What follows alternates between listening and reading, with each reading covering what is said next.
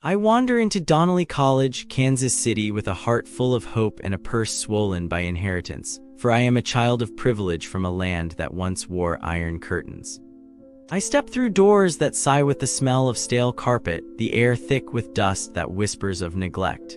The floorboards creak beneath my shoes like an old ghost complaining about being forgotten, and I think the building itself is a warning sign. The first encounter is a voice on the phone, a woman named Patty, who claims to be an advisor for the LPN program. She answers with a tone that rings as cold as winter in Moscow. She cuts me off before I finish a sentence, her words rushed as if I were a pest she needed to shoo away. She promises a callback that never arrives, and I am left listening to silence for a whole week. This rudeness is not merely disrespect, it is a betrayal of trust. When a student reaches out for guidance, the advisor should listen, explain, and follow through. By failing to do so, the school creates anxiety, wastes time, and drives the student to doubt their own decisions. The ripple spreads to confidence, to future employment, to mental health. Later, I sit in a classroom that looks more like a high school hallway than a place of higher learning. The walls are painted with colors that have faded to a melancholy gray, the desks bear scratches that tell stories of previous generations abandoning hope. The lighting is dim, casting shadows that make the room feel oppressive. When the professor finally appears, he drifts through the lecture with eyes glazed, his voice monotone as if he were reciting for a robot. A lecture that should inspire instead drains energy, because when a teacher does not engage, students disengage, grades slip, and the promise of education withers. I seek records for alumni who graduated between 1969 and 1973, hoping to connect with a proud past. The office that should hold these archives is a void. Calls echo unanswered, emails bounce back, and the staff seem to have vanished like phantoms. Without access to these records, former students cannot verify their credentials, cannot apply for jobs, cannot honor their legacy. It is a bureaucratic nightmare that turns pride into frustration, showing that the institution lacks organization and respect for its own history. The advisors, who should be the lighthouse in this storm, are clueless. They steer me toward a path that leads nowhere, pushing courses that are canceled at the last minute. I watch my schedule crumble like a sandcastle under a tide of miscommunication. When I ask for help, the response is a bureaucratic maze with no exit. This misdirection wastes a full year of tuition, a year of life, and a year of potential earnings. It is not merely an inconvenience. It is a financial assault on students who trust the school with their future. The campus itself feels abandoned. The bathrooms are stained, the sinks drip a slow, mournful sound, the mirrors fog with neglect. The floor in the hallway is sticky, and a faint odor of mildew lingers, reminding me that cleanliness is a sign of care. When a place is dirty, students feel unsafe, uncomfortable, and lose respect for the institution. It erodes the sense of belonging, and the mind dwells on the decay instead of on learning. Security is a myth. At night, I walk to my car under a sky blanketed with stars, yet I feel exposed, as if unseen eyes could watch my every step. The lack of visible security personnel makes me nervous, and that nervousness distracts me from study, from sleep, from peace. When safety is ignored, mental strain spikes, and the campus becomes a place of dread rather than growth.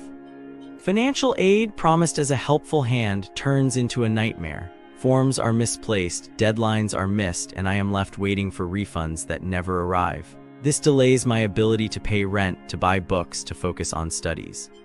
Stress of unpaid bills breeds anxiety, which in turn harms academic performance. A college that cannot manage its own paperwork shows a deeper failure of governance. The promises of job placement evaporate like mist. I was told that the School S network would open doors, yet the doors remain shut, the network non-existent. Without that bridge, graduates drift into unemployment, questioning the value of their degree. This betrayal is a direct assault on the core purpose of education, to prepare one for a career. When the promise is false, trust collapses, and the institution's reputation crumbles. All these betrayals echo in my mind like a sad ballad. I realize I am not alone. I hear the cries of John Christie, who shouted horrible school, "Do not attend," with a fury born of repeated disappointment. I hear the quiet plead of Nichols International, searching for records of a bygone class.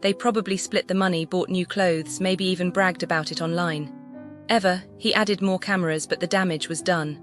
Bill's Don T wait for justice. And it's not just him. Other small shops near Donnelly College, Kansas City, they ray the same. They look cozy, family-run, but they ray targets.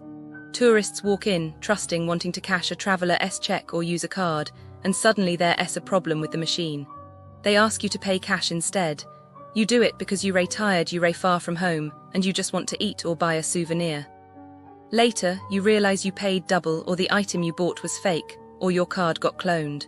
You feel stupid, but you ray not. They ray just better at being bad. I think about the tourists after it's probably their first big trip, maybe they saved for months. They go home, check their bank, and see charges they never made. They cry in the airport bathroom. They call the bank, but the bank says, sorry, you authorized it. The scammers, they ray already on to the next group. They probably sit in a car outside Donnelly College, Kansas City, watching who looks lost, who's holding a map, who's smiling too much. They know exactly who to pick. It's like the whole area is holding its breath, waiting for the next person to trust too easily. And I hate that. I hate that people who just want to see somewhere new get hurt, you know.